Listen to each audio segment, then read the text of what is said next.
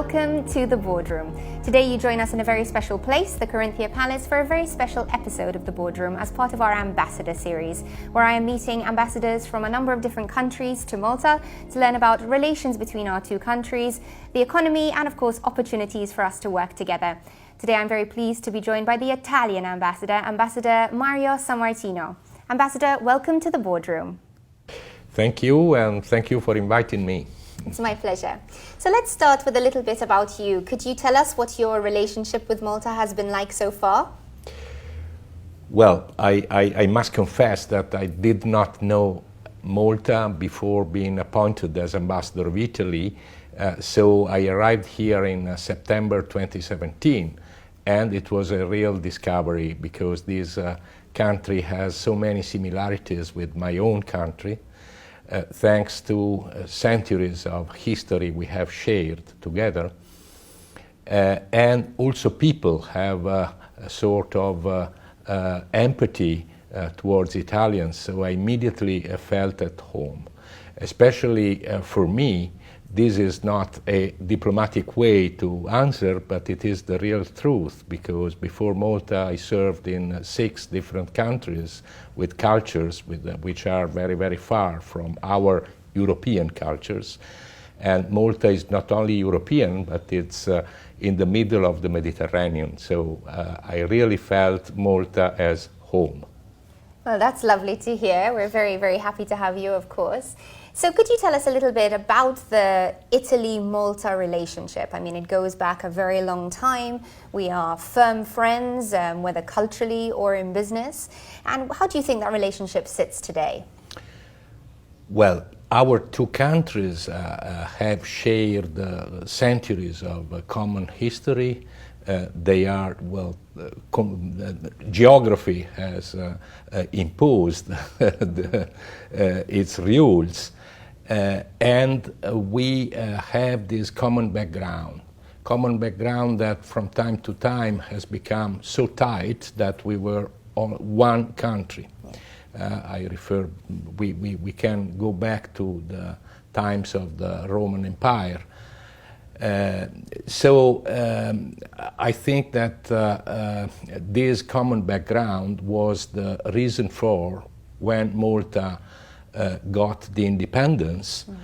We immediately restarted to establish a privileged and special relation in all fields. Starting from culture, continuing with the economy, and in recent time tourism, which has allowed a huge number of Italians to discover your beautiful country. And I think that now we are really in a very similar situation with the same challenges in face of us. And hand in hand will continue our common history within the European Union, the European context. Wonderful. And you talk of challenges that we face together, and we'll speak about those in a minute, Ambassador. But first, to touch upon a huge challenge that obviously Italy has faced, which is the recent COVID pandemic, the ongoing COVID pandemic. Malta obviously watched with sadness and horror as, you know, such huge numbers and such tragedy emerged from Italy. Could you update us on the situation as it stands and also the new normal for Italy? For sure I'll do, but first of all let me take this opportunity to thank all Maltese, the Maltese government, the Maltese people for the solidarity which has been shown during the pandemic, also in tangible terms, for instance, a donation of medical equipment to Sicily, and a lot of expressions that I have appreciated very much. Italy, as you said, has been very badly hit by the pandemic. It was the first European country to face this emergency, and in a way we have been a sort of test for all our partners. And I think that we have shown that even in a democratic context, it is possible to have the responsibility and the discipline as people to face such a horrible emergency. Now I am proud to say that the pandemic so far is under control. Italy, the rate of contagious spreading around is very, very low compared with the medium in Europe, and this was thanks to the measures which have been adopted and followed by the people. Certainly. And what support were you offering to Italians in Malta, perhaps at the start of the pandemic and throughout the pandemic? What role did the embassy have at that time? I come back to repeat my thanks to the Maltese government, because it was thanks to the cooperation and generosity of the Maltese government that we managed to repatriate a very huge number of Italians, almost 3,000, via the ferry connecting Malta with Pozzallo in Sicily, and thanks to Air Malta with many flights to Roma Fiumicino. So this was the most challenging task we have had at the beginning of the pandemic. At the same time, we had to face the economic tragedy, which was not only for Maltese, but also for all foreign workers, including Italians living in Malta. And from this point of view, the embassy has tried to do its best to facilitate the access to the benefits which had been decided by the government for all workers. We have facilitated contacts with families in Italy, which provided help. And, well, we have mobilitated our staff 24 hours per day to assist our people. But I repeat once again, it was possible to offer a very good service thanks to the collaboration of Maltese authorities. Excellent. Well, that's so good to hear. I think we were struck as Maltese so early on in the pandemic quite how aligned we are with even products to do with Italy. You know, we are extremely aligned every day. We are eating Italian food. We are using Italian furniture. Our economies are very much in sync from that perspective. Were there challenges to sort of the supply chain, etc., when the pandemic hit? Was there a moment that you were worried about how we were going to keep food coming out of Italy into Malta? Well, no, I must say that while the flights and sea connections for passengers had been suspended, this did never happen for goods. So trade between our two countries continued, and this was also thanks to the political agreement that we managed to establish with your government, and it was in the reciprocal interest to do so. So of course there were some sectors which have been affected, but this was not because of the suspension of connections of trade, but because of the fell down of the demand of the tourism sector. For instance, this is something, the tourism, which is very, very sad for both our countries, because both Italy and Malta rely very much on these revenues. Of course.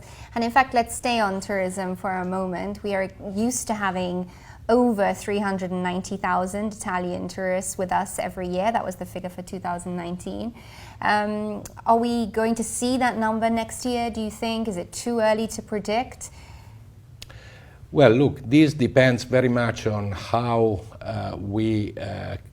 how the Maltese tourist authority is able to present the situation in Malta.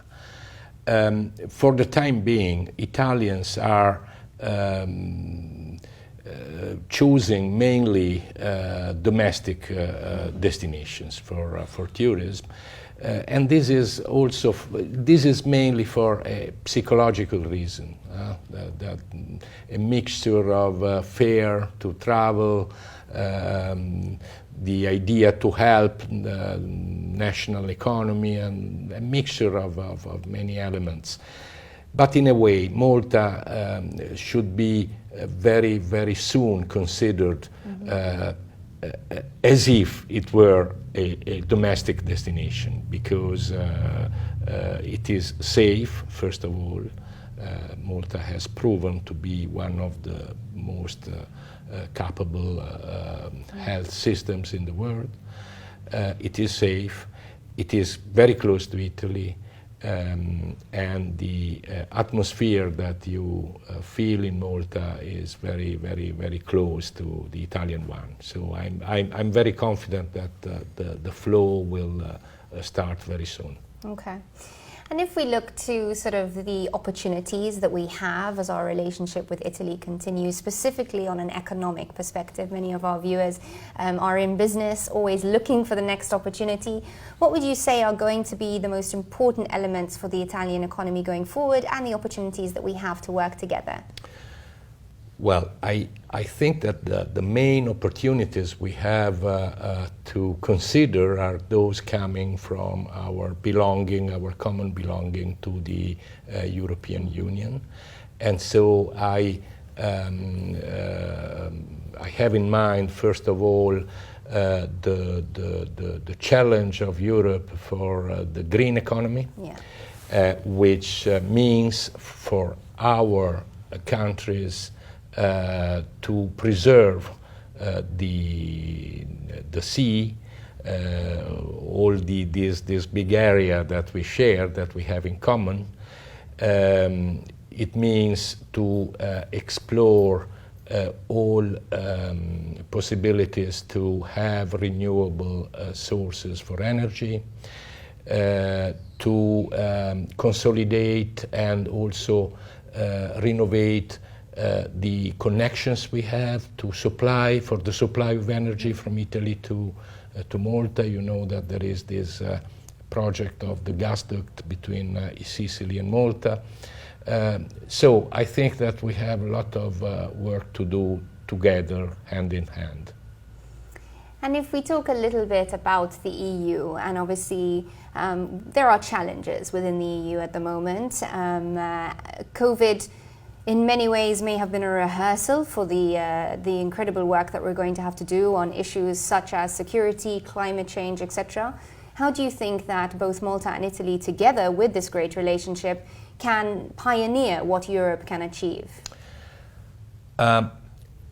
With regard to the economic issues, I think that we are very close in our evaluation of the situation, and mainly on the idea that such a historical challenge should be faced altogether on the basis of solidarity. So the debate on the instruments to adopt in order to face this economic challenge we'll see Malta and Italy not exactly on the same line, but together in the idea that solidarity should be declined in practical terms. And when I think to solidarity, I have in mind also something which has an impact on economy, even if it is not immediately related to our own economies. I refer to the migration issue, where we have this common position, geographical position. So we are the southern door of Europe for the central Mediterranean, and we claim solidarity from our partners exactly in the same way, even if sometimes we have some arguments on how to rescue people, but the package and the vision we have in mind to handle this problem is exactly the same. And can you give us a bit more details about what that vision is?